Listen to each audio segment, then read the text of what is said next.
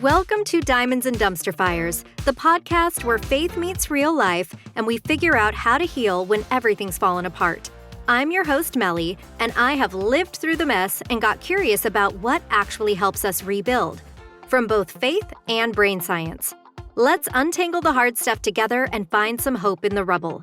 Are you ready? Let's go. Welcome back to another episode of Diamonds and Dumpster Fires. Today, I am so excited to welcome Janine Mix, a Christian entrepreneur, author, and speaker who transformed her life from $120,000 in debt to becoming a multimillionaire by age 33. She's host of the Permission to Prosper podcast, author of the best-selling book Buy the Damn Coffee. Janine empowers women to break free from restrictive money habits, embrace financial confidence, and build generational wealth. Janine, welcome. I'm so excited to have you on the show today. Thank you so much for having me. I'm so excited for this conversation.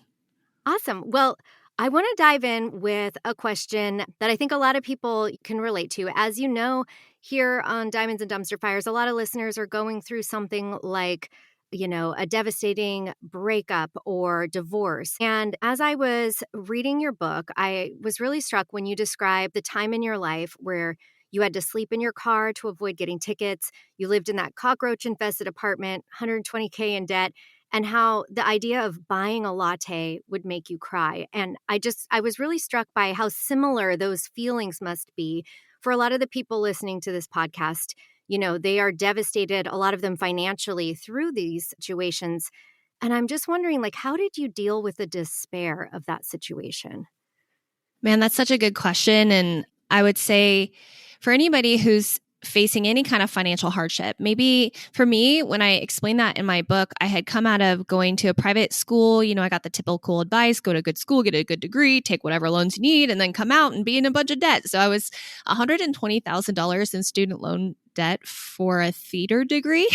I'm like, it'd be different if I was a nurse or something. But I came out feeling like a lot of shame. And I especially think in the faith-based world, it's like we're told, get out of debt as soon as possible. Debt's wrong. Debt's bad. And if you have it, God forbid, then you're doing something wrong. And I honestly felt like I was sinning. So here I was living in that cockroach-filled apartment, feeling like I thought I did everything they told me to. And here I am feeling so much guilt. And the coffee, for example, I wasn't putting that on a credit card. I could afford the coffee, but I just felt so much guilt anytime I spent any kind of personal money on myself when I was working so hard.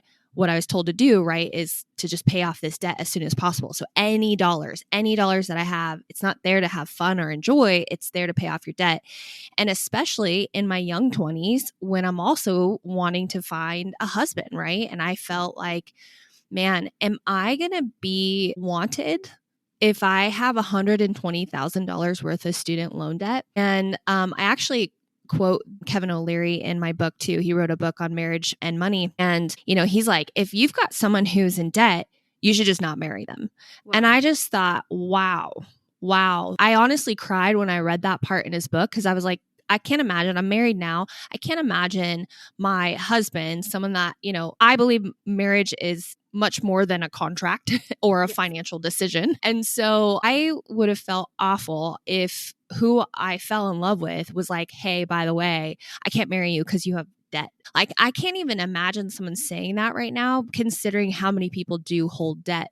But let's go back to where these feelings of financial insecurity and being in debt, where does that come from? Who decided? I'd like to know this. Who decided? I think I have some ideas, but I won't throw them under the bus. But who decided that being debt-free is synonymous with being financially free? That being debt-free is the, top of the totem pole, that's the thing that is going to lead to my success. And I would say that through living in LA, I was living in LA in that cockroach-filled apartment, but I was also dressing some of the top A-list celebrities working in a retail job. So I kept seeing something totally different. Here I am thinking money and debt and all these things are evil and wrong. And then I'm seeing an abundance of wealth out there. And so I started thinking about money differently. And I was like, okay, well, I know a lot of debt-free people who are also broke. So does it mean that if I'm debt-free, that I'm financially free? What is financial freedom? Because I'm seeing these people be able to buy what they want when they want on the same street that I'm working on that I can't afford lunch, And so I think we have to go back and think really around where does the shame, where do the emotions come from when it comes to money and the insecurity we feel or the lack of worthiness we feel because we either had it and don't have it anymore, had it and lost it, never had it, or you're in a debt situation right now. And in my book, I talk about the 3 money influencers. And so I think it's really important to know, like, where's your story originate when it comes to what you tell yourself about money? And the 3 influencers are, what did you hear?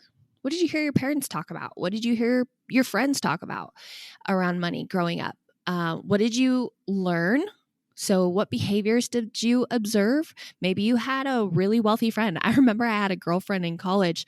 She drove an Audi. She got me a gift. In the first 2 weeks of knowing her, I got a Tiffany's necklace. And Wow. I'm like, I don't even know what kind of money that is, and so what did I learn about money from who I was hanging out with or associating with, or my parents? What did they do with that money? And then the last one is, what did you experience? And I think what you touch on too is, did you experience what I call a money event? Now, think about that money event. It could be super small. I talk about super small ones in my book, things like not being able to buy a bottle of nail polish and just being like, oh my gosh, I can't just buy a bottle of nail polish. That's how broke I am. How ridiculous, how irresponsible, just beating myself up constantly, right? Or was it a big event? I've faced a near bankruptcy in my business adventures, and I felt like a complete failure. And so that I would call as a money event. Now you can let that event define you, or you can let it refine you. You get to choose, right? And once we can identify these influencers, I think that's really where we have to take this step back from our circumstances, our current ones, our past ones, and our future ones. We have to take a step back and really ask ourselves, where did this come from? Where did this shame and guilt come from? And only then do I think that, like, once you can recognize it, then you can rewrite it. Then you can let it refine you, not define you. And I always say, I think financial freedom happens in your mind before it happens in your wallet. Love that. That's really interesting. And I love that you can let it refine you, not define you. And I would say the same thing for those going through divorce. Like, that divorce does not need to define who you are. Not at all. I do want to go back to one thing that you said when you mentioned the Kevin O'Leary book. I remember that part when you quoted him in the book, and I was just like cringing to hear it, because as somebody who has gone through a divorce, obviously that came with some debt. And I think pretty much everybody that I have talked to over the course of their divorces, whether they're in the midst of them or after, feel that kind of like, who's gonna, want to be with me now. I've literally had conversations with folks who are like, I don't think I have anything to offer anybody. And it's so sad, because it's like they're this, really amazing person, and they've got all kinds of things to offer, but financially they might be struggling. How do you suggest somebody go about addressing that shame that they feel, or feeling like they're not going to be able to ever get remarried? Like, maybe they've listened to the Kevin O'Learys of this world. Yeah, it's such a hard situation going through death, divorce, loss of a job, any of these, what you say, the dumpster fires of life, right? Yeah.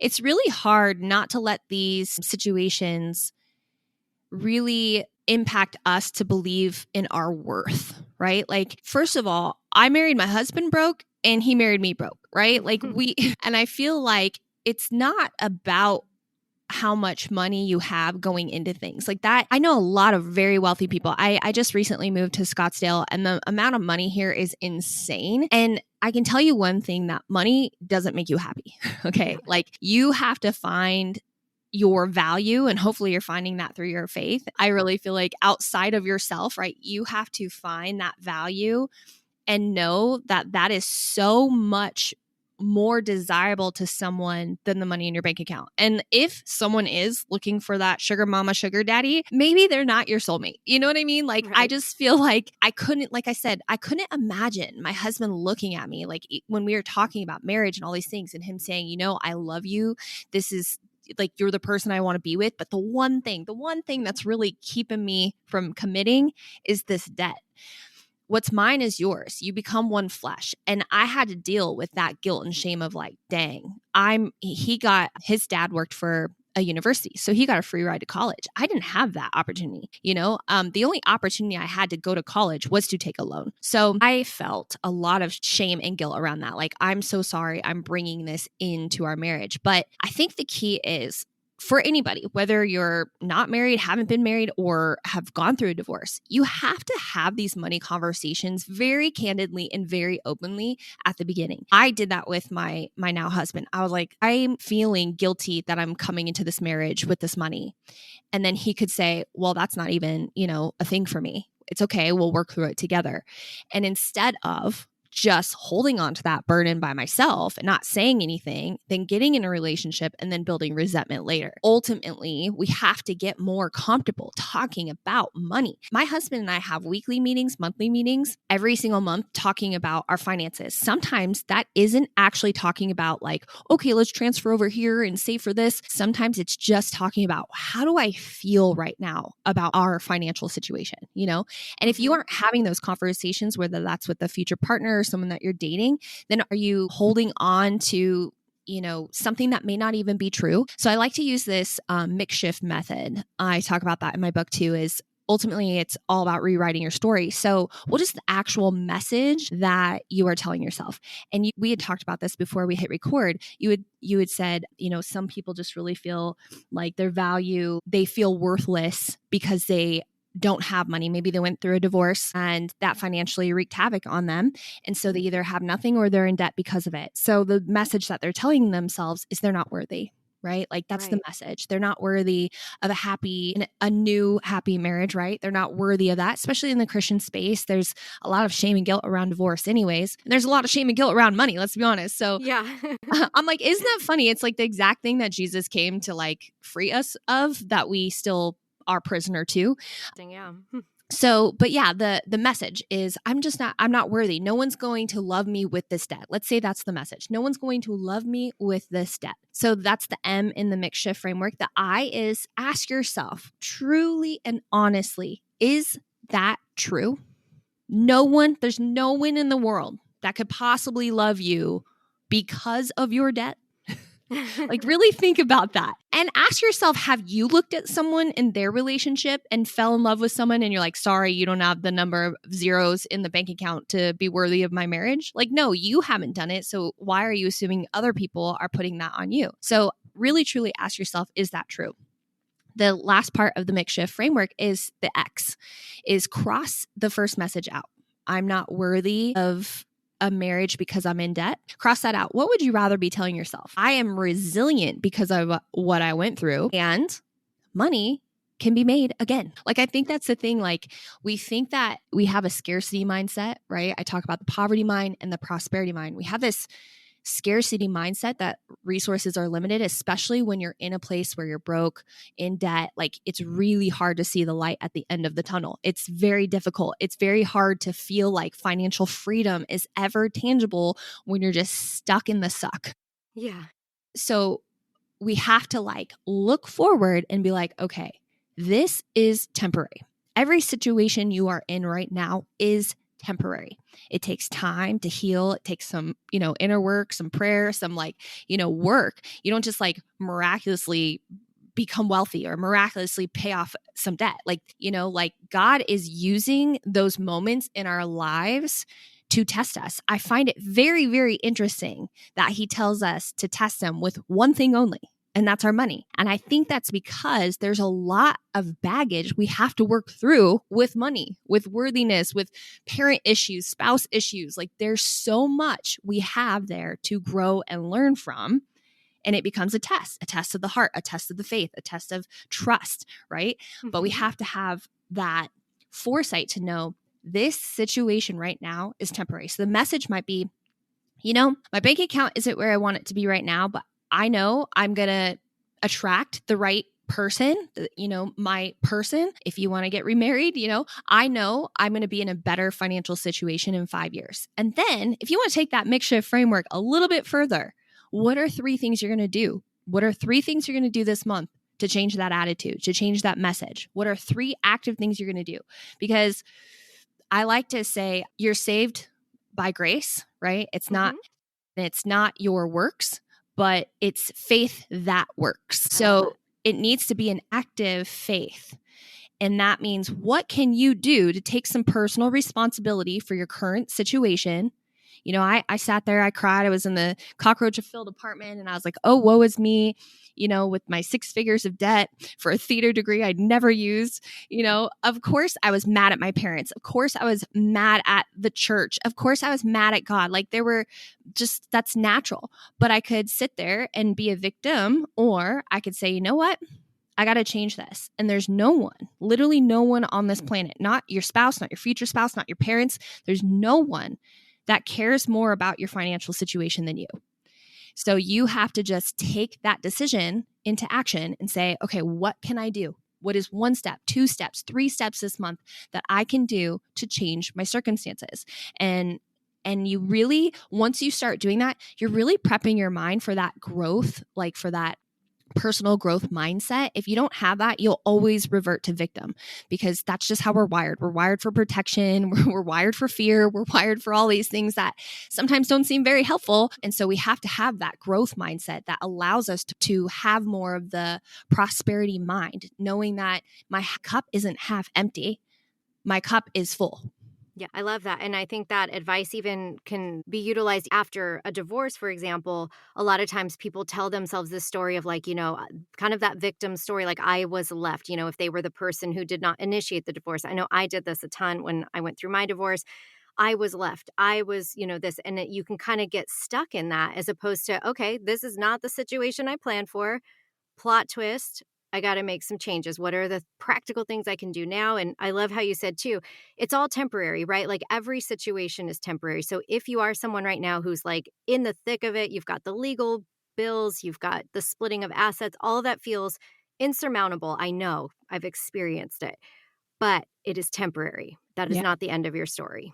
And when you think about it too, like when life gets hard, money's like maybe one of the last things you want to face. You know, you're like, I just have all these other things I have to deal with. But it's often the very thing that gives you options or peace of mind and some clarity. Like, think about that. Can money actually give you clarity during chaos? Yeah, if we don't avoid it. Yeah, if we're not so scared of it. Yeah, if our worth isn't wrapped around it, right? Money is a tool. And I like the analogy. My husband actually wrote a book too, and it's called Bible Money Secrets, if you want to do like a very in-depth study on what the Bible actually says about money that they just don't teach you in the church. So, but he uses the analogy of like money is a tool, just like a knife is a tool. You can use a knife. A knife is a very handy tool in our world. We can use it to cut up a carrot, to put in the salad, you know, cut up the chicken. Like, it's a very helpful tool. Mm-hmm. But a knife can also be used to stab someone. What the difference is how you use that tool. Right? So money is the same way. Now, some people would say, okay, well, I've been burned with that tool, so you should just avoid debt at all costs. Like, it's like telling a bad driver, you should just never drive again. You're a bad driver, just never drive. Don't get in a car, take public transportation the rest of your life. Is that practical? No. What's practical is to say, hey, take some driving classes, get better, get more confident with your vehicle. And when you're more confident, you will get better. But if we avoid that because we're like, oh, I have other things to work on, I have so many other things that I'm trying to get through, then we aren't getting the peace of mind and clarity through using that tool. That could actually be the thing that can help you. Like, I mean, money makes a huge difference. I don't care who says it. Like, money doesn't make you happy, but it absolutely provides opportunities, you know, better healthcare. Right. It definitely allows you space to not stress so much when you have more. Like, I don't know anybody who's broke right now who wouldn't appreciate an extra couple $1,000. You know what I mean? Yeah, like, exactly. So we can't avoid it. We really need to lean into that. And I would say the worst part that you can finally start getting good with your money is death, divorce, or loss of a job. And now, don't take that as you should be ashamed if you aren't where you thought you would be now that you've gone through any of those things. It's just those are some of the worst times to make really big financial decisions. You know, they're very, very emotional. And I want to share a quick story. My dad passed away when I was 20, and I was just so lost. My mom had been with him since she was 14, and he was 49 when he passed away. And so I was like, I'm going to go backpack Europe. And I was like on a shoestring budget, like staying at $10 hostels. And I asked my mom if she wanted to come with me because I knew she had just lost an important person too. And maybe that would help her find some healing in that situation. So we backpack Europe. I'll never forget this moment, but we get to Florence, Italy. So I had planned like 10 countries. And again, hostels, trains, Ryanair, like the cheapest thing I could do. I was a starving college student. So we get to Florence, Italy, and we get to an internet cafe. This is also aging me here a little bit because we didn't have cell phones. So we get to this internet cafe and we didn't have laptops with it, which is crazy too. We get to this internet cafe and I open my email and it's just inundated with there's been a fire. The house is burned down. My childhood home, the home we had just lost my father in, we were told was burnt down. Oh my goodness. And my mom and I absolutely start bawling, shaking. We're devastated. I feel so bad for the people who own that internet cafe because we wrecked their day, I'm sure. But they were wonderful. They gave us unlimited time, didn't charge us for the internet because that's what you did at internet cafes, got us water, tissues. We were just devastated, absolutely devastated. And in that decision, all my mom could think of was I have to get home. I have to go. Like, we're cutting this trip short. And at that point, there was nothing we could do. So I was like, why do we have to go home? We had 1 more month left and 2 more countries. And I was like, why do we have to go home? And she was just so distraught. Obviously, because we had just lost my dad, but now she lost her home. She could not even think past that. And I remember we rushed to the airport and we got on France Air, and the only thing that was available was 2 first-class tickets last minute. Let me tell you, 2 first-class tickets last minute on France Air is not cheap. Yeah, and my mom blew through 30 grand in 2 tickets to get home. Now, mind you, we'd already bought the tickets that night. My sister had driven where our old house was. She was living in Arizona. Our house was in California. She drove and the firefighters finally let her go past. It was clear. And our house was standing. By the grace of God, our house was one of the few that was saved. So now we know that the house is saved, but we had already bought $30,000 worth of plane flights, right? Wow. Like, you're so emotionally distraught. You can't possibly make logical decisions when you're going through death, divorce, loss of a job, the dumpster fires. You can't make sound decisions during those things. Now, when we lost my dad, we could barely even think about eating and feeding ourselves. Do you know what I mean? Like, when you go through divorce, when you're going through these things, you can barely function normal, basic things.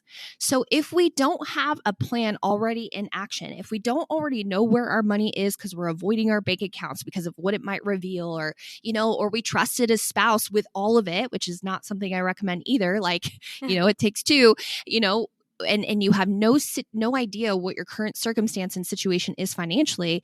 The last place, what I'm getting at is the last place that you want to have to be making some of these tough decisions is in these scenarios, because I can guarantee you, not only are you going to make irrational, emotional, crazy decisions with your money, like a 30 grand flight to get home, or you're going to be taken advantage of.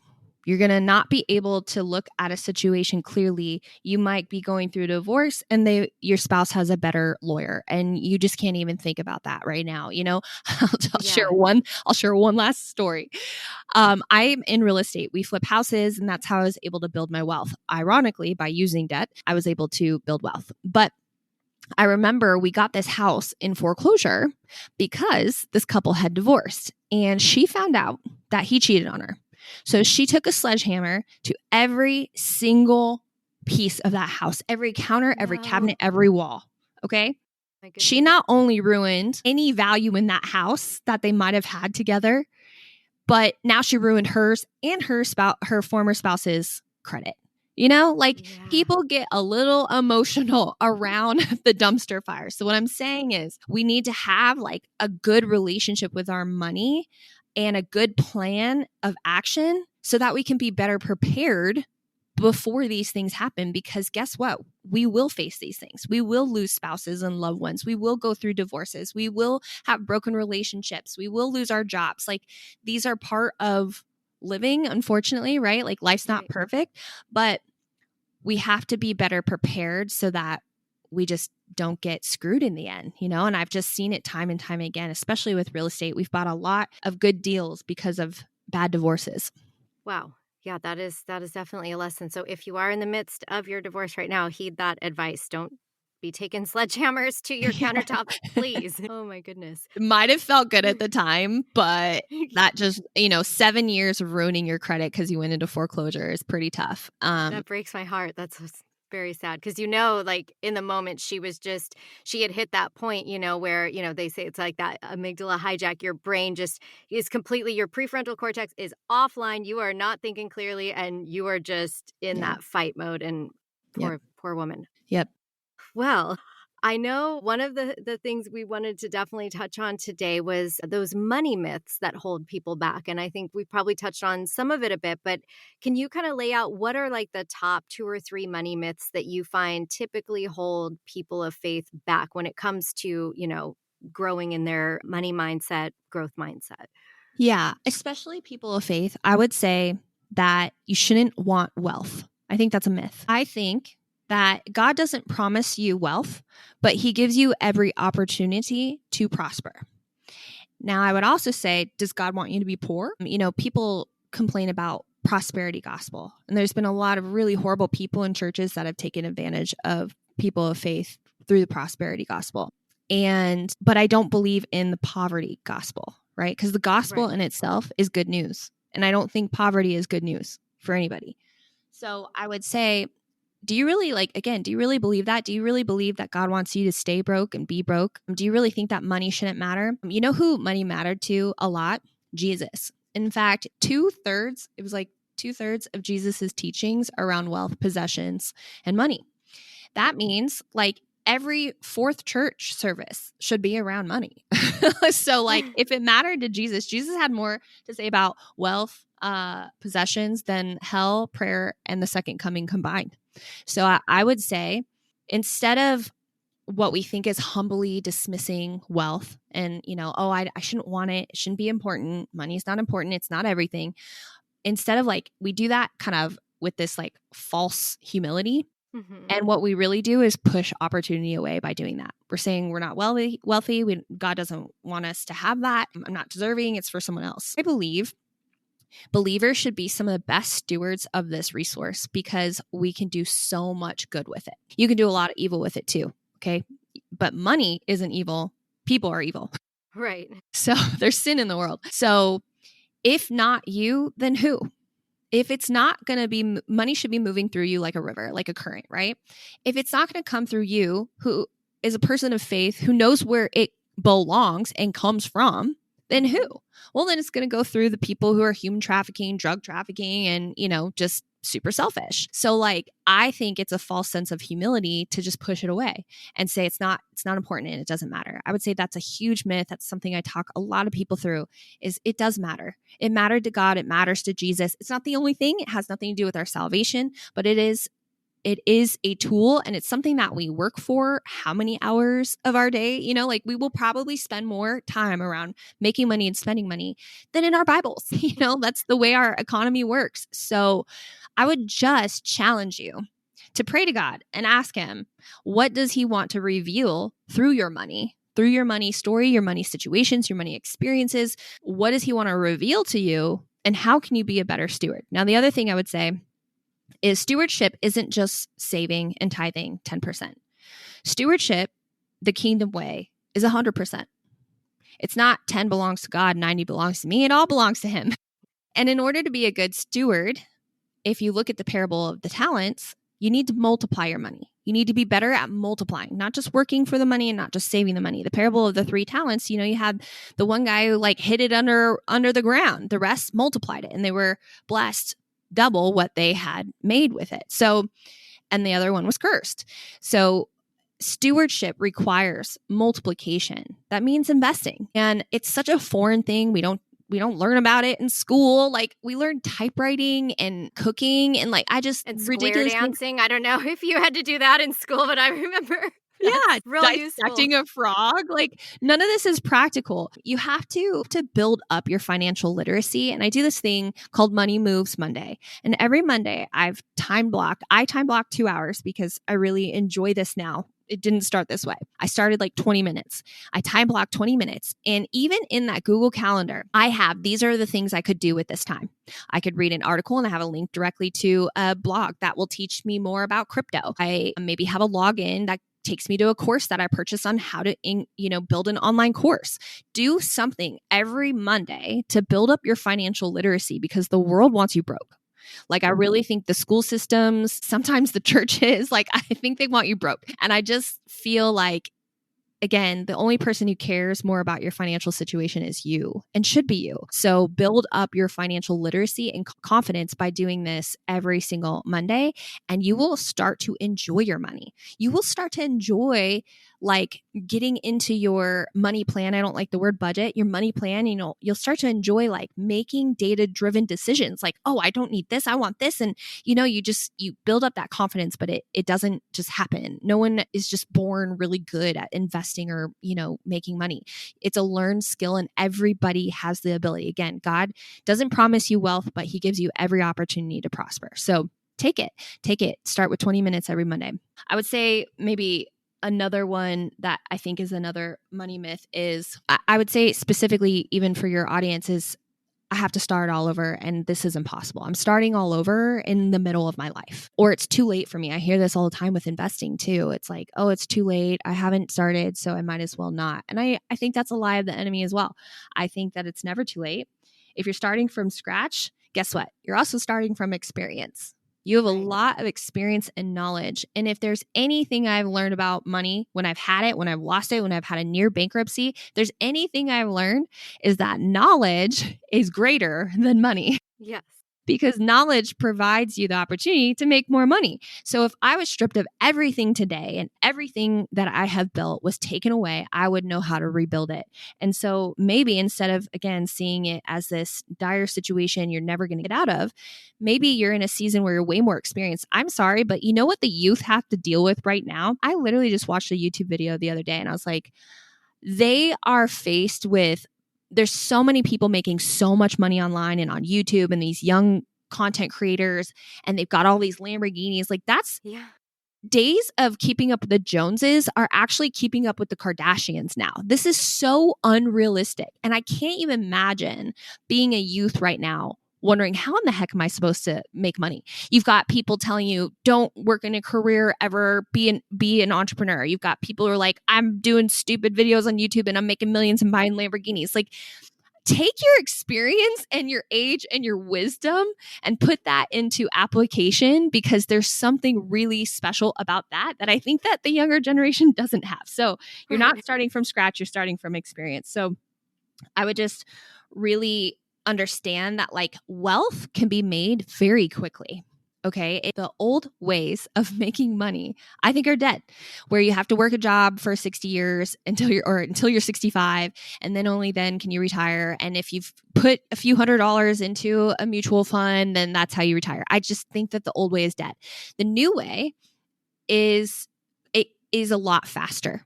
Now, I'm not into get rich quick. That's usually not anything that works out sustainably.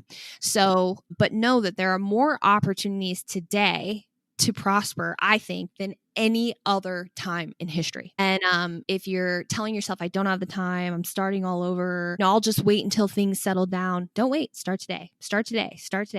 Like, the best time to plant a tree, right, was 20 years ago. Second best time is today. It's never too late. It's never too late for you. It's never too late for your future. And financial freedom, I went from $120,000 in student loan debt, living in a cockroach-filled apartment in Los Angeles with like literally nothing going for me, to 10 years later being a multimillionaire. That's amazing. I could not have told you that I thought that that was actually possible. Right? Like I couldn't have expected that, but I worked towards it. I set a really, really clear vision and a clear goal. And this is what is really key here. Please do not miss this. You have to have a clear vision and a clear goal. If you don't know where you want to go, you'll never know when you arrived. If you don't know where you want to go, you'll never like be able to say no to the temporary, the mundane, the dumb things, you'll never be able to do that. I had a very clear vision when I was literally on that cockroach-filled apartment, crying, asking God, like, what am I supposed to do with my life? I decided that I wanted to take my nephews and nieces on an international trip anywhere in the world, all expense paid. And at the time, I'm like, I didn't have the money for that. How did that vision come to me? And it was like, that is what kept me going every step of the way, every near bankruptcy later, every, peaks and valleys, seasons of harvest and seasons of desert, right? Yeah. That vision of taking them on a trip helped get me through. And it was very clear. I could see their faces. I knew it was possible, and that's what kept me driven. And I remember the first time I took the first one. We've taken all 3 now, and we have another new generation on my husband's side that we'll start taking. But I remember being on the plane with my nephew who had recently tried to commit suicide, was really struggling. And we're sitting on a plane headed to a 2-week all-expense trip to New Zealand, and just seeing him so happy and realizing that there's a whole nother world out there worth living for. And being on that trip just changed, I hope, his life, and it definitely changed mine. What I didn't realize in that goal, I thought it was for them, but it really was for me. And I would say just really, really have a clear vision of what you want. I tell people, if it's a dream home, what does that home look like? How many bedrooms and where is it? Like, you have to dream it. And I don't believe in manifestation because we don't have the power of God, but you definitely have the power of that, like, thinking and priming your mind for that growth, right? And like set that vision so clear, ask God to be a part of that vision, because I really believe that God-sized dreams require you to rely on him. Like, they're crazy. You're like, I couldn't have done this without him. So make him a part of that and a part of that vision, but get really, really clear on what you want and just take those steps every single Monday. It starts with every single Monday. I really believe that. That's awesome. And that seems so doable. Like you said, you started out with just 20 minutes. So everybody can probably find 20 minutes. I'm assuming even if all you have is 15, that's still good enough. Just schedule that time in your calendar and start building that knowledge. Amazing. And I really love what you were saying about having a vision, because I think, from my own experience of going through a divorce, that's a time where everything's very bleak. You don't really... Nobody's like sitting there in the midst of their divorce, like, this will be great, like when this is over, because then I'll have this and this. But having vision of like where you want to go, like I know even for myself, I was stuck in a situation where financially I was going to be in a really bad place, like when everything wrapped up and I was looking for work. And I actually set a vision for myself, a career that I wanted to really get into. I knew the salary that I wanted to make, and it wasn't a salary that I had ever been offered before, but I was very clear about it. I was like, I saw it. It's like I almost, definitely, I also do not believe in manifestation, but I was just so set on like, this is what's going to happen. And I interviewed for a role, and they literally offered me the salary that I had seen, like I wanted and knew. And so it was like, and that carried me through. That actually was like, that was what I needed, because financially, like I said, if I hadn't gotten that role, I mean, I believe I would have gotten something else, but it was like right on time. Like God knew what he was doing there, gave it to me right on time. And so I can say that works. For sure. For sure. I love that story. I would say too, like you're probably, that's a really good point. Like when you're in the suffering, it's hard to dream, right? Right. And I don't know, I think when you're in that spot, the best thing you can do is know that it's temporary, know that, time heals all things, that this is something that is refining you, not defining you. You're not defined by everything that happens in your life. You are refined. We are meant to go like diamonds need pressure, right? Yep. And I'm sure that's probably why you've named your podcast that. Yep. In order to create a beautiful diamond, it needs pressure. And these are opportunities for us to grow closer to him, rely more on him, and really develop. I mean, if life was perfect and everything went great, like I don't think you'd have as much appreciation. I don't think you'd have appreciation. Like I always say, there's nothing wrong coming from money. That'd be great. I would have loved to have started there, but there's definitely a deep level of appreciation coming from nothing and building something bigger. And that can be said for any circumstance that you go through. Absolutely. So would you say, are there any other money myths that you would point out that somebody may be going through a divorce or other financial situation should be aware of? Yeah, I think it's really simple. The reason you're avoiding your money, ask yourself that. Why am I avoiding my money? Might be perfectionism. I remember I was like, I am a perfectionist. Let's be honest. I'm type A. So when I sit down to do my money plan, AKA budget, but money plan, I like to call it money plan. When I sit down to do my plan, I was like, okay, I'm going to color code it. I'm going to nail it. I'm not going to eat out. I'm not going to do this thing, blah, blah, blah. And like the moment I overspent on something or forgot an expense, I was like, oh, it's done, and I would just give up on it. I would give up on it. And it was this constant start, stop because I let perfectionism get in the way. Guess what? You can grow and you can learn in real time, and it's not going to be perfect, but get in your numbers. Don't avoid it because of perfectionism. Don't avoid it because of imposter syndrome, that you don't believe it's worth, you're worth it, or that you'll ever break free financially. Like, you'll have to go through seasons of imposter syndrome at every financial level that you hit. And you have to really work through that. So don't let that be the thing that doesn't get you in your numbers and keeps you avoiding it. Fear of failure, fear of making a mistake, fear of whatever it is, right? Like, fear is a horrible, horrible crusher of dreams. And I would say fear, I like to think of fear like a compass. I feel like sometimes when I'm afraid, it's like due north, like go for it, right? It's almost like you're supposed to be pointing towards that fear and going through it and pushing through it. I like to say that fear is in the passenger seat, not in the driver. Fear is a very important, necessary thing that we have in life. Like, I was thinking about this the other day. You can't be fearless, but you can fear less. Oh, I love that. There's no such thing as having zero fear. Right. We're not wired that way. Fear was there so that we don't get hit by a car, burn ourselves. Like, there's so many good reasons to have fear there, and you're not going to live a fearless life, but you can fear less. And you can have fear in the driver's seat of your life, and it will take you down a whole path that you never intended and never wanted. Or you can acknowledge the fear. Hey, fear, name it. Hey, Becky, I hear you right now. And I understand you're trying to keep me safe, but I'm going to take this risk. I'm going to start investing here. I'm going to get that new job, or I'm going to ask for that raise. Like you said, I'm going to go ask for the figure that I think I need to survive, but that I'm also worth. Right. Right. But thank you, Becky, for being there, for taking care of me. But I got this. You're in the passenger seat. I'm in the driver's seat. And you do life with fear, not without fear. So, and then don't set unrealistic expectations. Like, no one's a millionaire overnight. It's very, very rare. Okay. So don't set these expectations on yourself that would make you stop, because that's ultimately the thing, is what keeps stopping you from getting better with money and from building wealth, building up your savings, and you can blame the outside circumstances, inflation, all the things. Listen, we're all feeling that right now. Yeah. But have a realistic goal and a realistic expectation that you can hit, and then set rewards for yourself. Money is meant to be enjoyed. It's not just meant to cover your bills. So set some money aside for enjoyment. I have this 5 bank account system, and one of them is fun money. And we transfer over money for fun. Weird. For fun, for enjoyment. And then you will start to notice that you will have a better relationship with money when you're able to spend it on things that you enjoy. You'll also start prioritizing those things when you're in your money. That's where it's when you build that confidence, it's like the chicken and the egg. When you start building that confidence, maybe that thing that you kept spending money on that didn't really bring much value to your life, you realize, yeah, I don't want my money going there. I would much rather go on a trip to Greece, so I want my money to go there. I'm going to start saving for Greece. Money experiences has always been my thing. I'm a millionaire that has no designer bags. I don't care about any of those things. I want to travel the world. I just hit my 50th country. Wow. And I would much rather put my money there.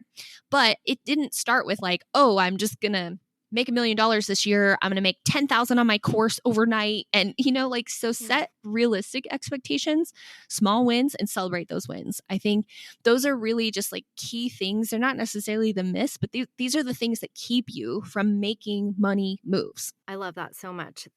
And one other thing I do want to touch on just real quick, because I know a lot of people, that do follow this podcast are faith-based. And there is this sense, and we've talked about it quite a bit, of the church kind of, I don't want to bash the church, because obviously I don't think they do it intentionally, but there is this sense, of money is, you shouldn't strive to earn money. And the person who is, happily living this kind of almost miserly life is heralded as, but yet we've never really met that person who's actually happy in their poverty, right? But that's sort of what's shared as the, be all end all, almost like a monk or something. I don't understand where that came from. Do you have any ideas why? Yeah, it's actually the entire reason my husband wrote his book, Bible Money Secrets, because he's like, I don't understand why we literally will all stand up as a congregation. We'll lay our hands on people who are going to sell their entire possessions and be missionaries.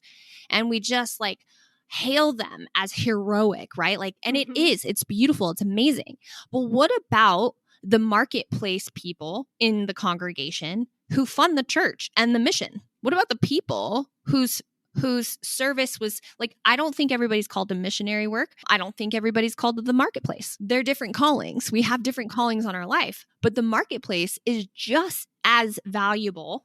I won't say one's more than the other because every calling is different, but the marketplace is just as valuable of a place to serve in the ministry, to serve Jesus, to serve our communities. Every mission, I have a whole chapter on this in my book. Every mission requires money.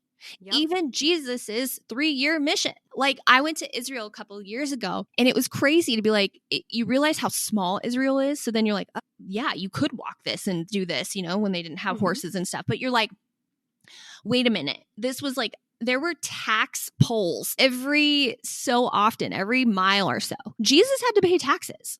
Jesus needed money for his mission. Jesus, God, needed to pay taxes. Just think about that for a second. He didn't get around that. And who funded those missions? Marketplace, in this case, many women. Not to say that men didn't, but marketplace women funded the mission of Jesus, primarily women. People who had influence, people who had jobs. You look at the Proverbs 31 woman. So I don't like putting one calling above the other. I don't like bashing the church either, but I do think it's funny that the only time we talk about money is like when it's like, hey, we have a special giving opportunity or our tithes, and it's like, okay, but and then if you do want to learn anything, just take Financial Peace University. Like, okay, but there are so many other things to learn about kingdom marketplace and building wealth for the kingdom that I just think that our church wasn't there for. And when I think about what is the church there to do? Teach people about Jesus. So is it really their fault that we're not learning about money? No. But then where are you going to learn about money? And then I would really, especially right now, when you have so much stuff about manifestation and you have so many people just make this and this and this, really make sure that who is teaching you is aligned with your values, because building wealth the worldly way is easy.